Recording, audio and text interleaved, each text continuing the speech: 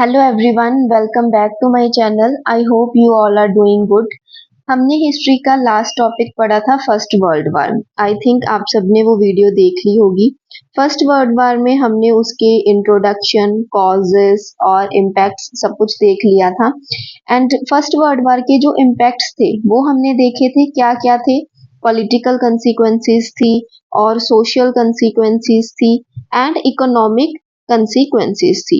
तो इन कंसिक्वेंसेस में हमने क्या देखा था कि जो पॉलिटिकल कंसिक्वेंसेस थी उसमें हमारे पास था इमरजेंस हो गई थी न्यू स्टेट्स की, और जो पुराने एम्पायर्स थे वो कोलैप्स हो गए थे। और अगर सोशल की बात करें तो मैसिव लॉस हुआ था लाइफ का, और जो लोग थे उन्होंने उनमें एंटी वार जो एटीट्यूड था वो डेवलप हो गया था। और इकोनॉमिक कॉजेज में देखें तो फाइनेंशियल लॉस देखने को मिला था यूरोप को। अराउंड $400 बिलियन का फाइनेंशियल लॉस था।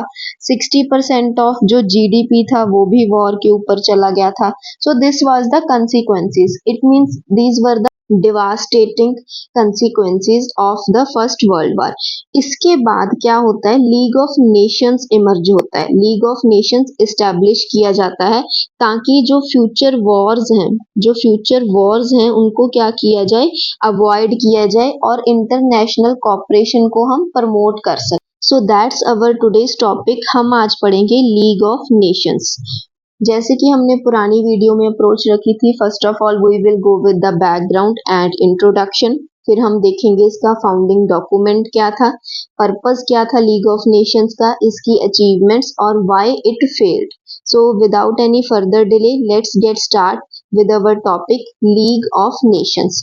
अब अगर हम इसके बैकग्राउंड की बात करें तो वर्ल्ड वार वन के बाद, जो वर्ल्ड वार फर्स्ट हुआ था उसके बाद सारी चीजें डिवास्टेटेड हो गई थी, डिस्ट्रॉयड हो गई थी। पॉलिटिक्स, इकोनॉमिक्स, सोसाइटी, कल्चर, सारा कुछ।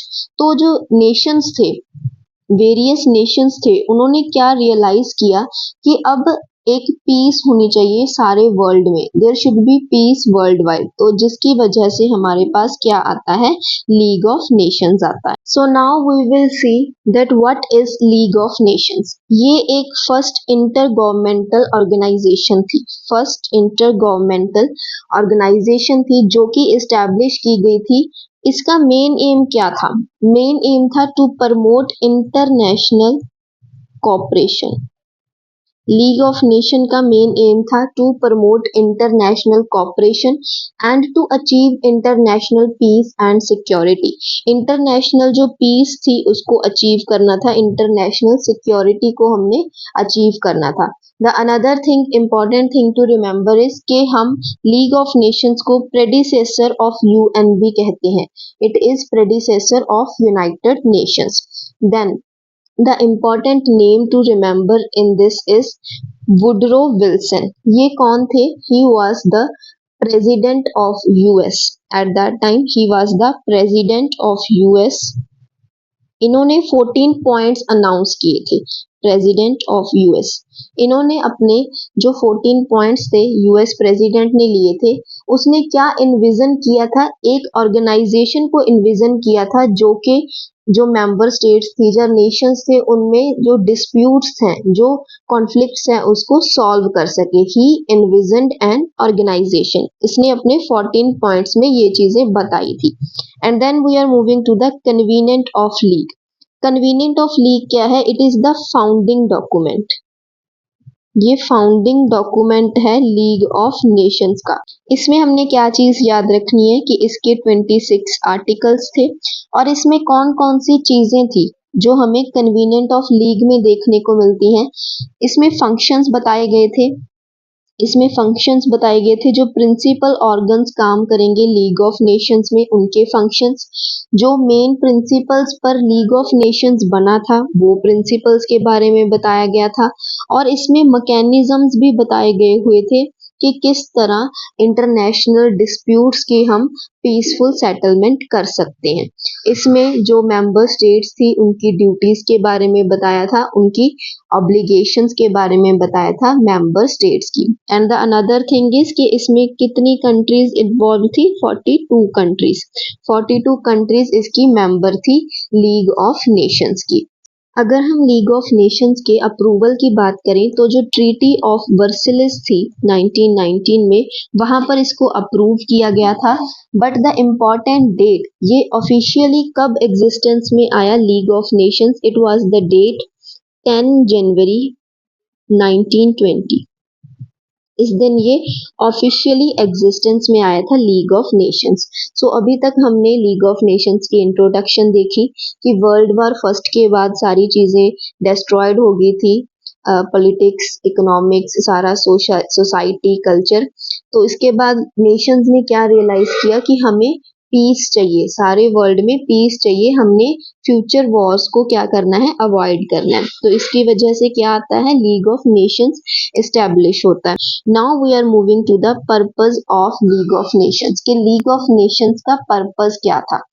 तो सबसे पहले अगर हम मेन एम की बात करें तो वो यही था कि हमने प्रमोट करनी है इंटरनेशनल पीस और अचीव करनी है इंटरनेशनल सिक्योरिटी, एंड हमने कॉपरेशन को प्रमोट करना है। So the very first is new approach to international relations.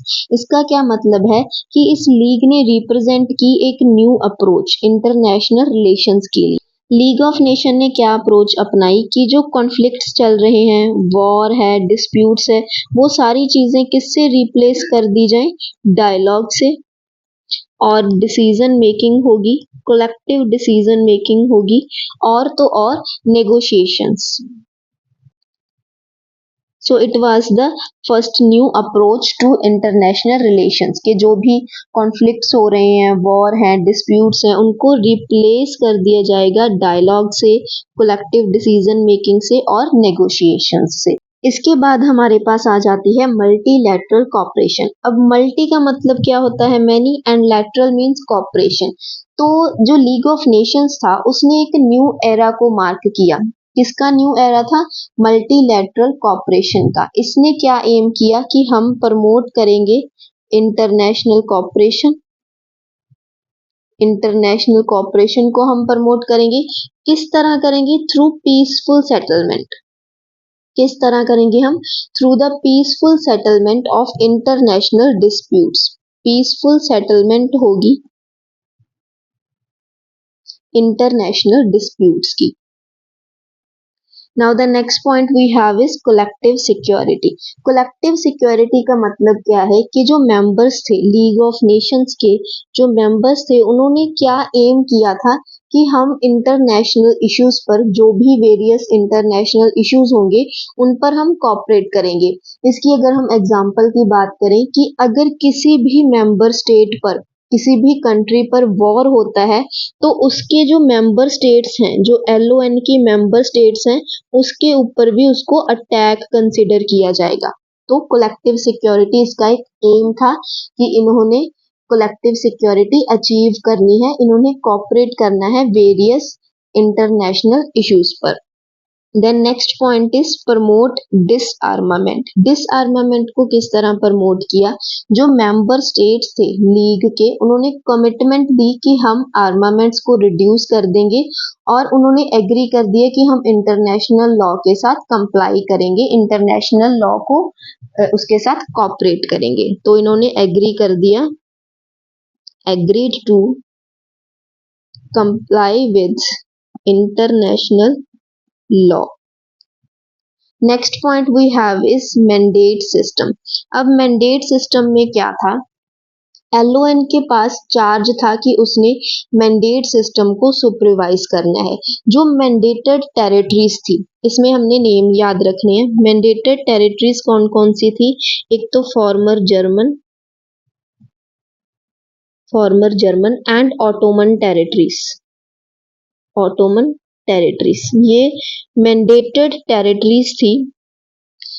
इनको किसके अंडर रखा गया था, एक कन्वीनेंट के अंडर रखा गया था जिसका नेम था ट्यूटेले। इनको इस कन्वीनेंट के अंडर तब तक रखा गया था जब तक कि ये जो मैंडेटरी पावर्स हैं ये इंडिपेंडेंट नहीं बन जाती। तो it is also an important aim of the League of Nations, के लीग ऑफ नेशंस के पास चार्ज था कि उसने इस मैंडेट सिस्टम को सुपरवाइज करना है।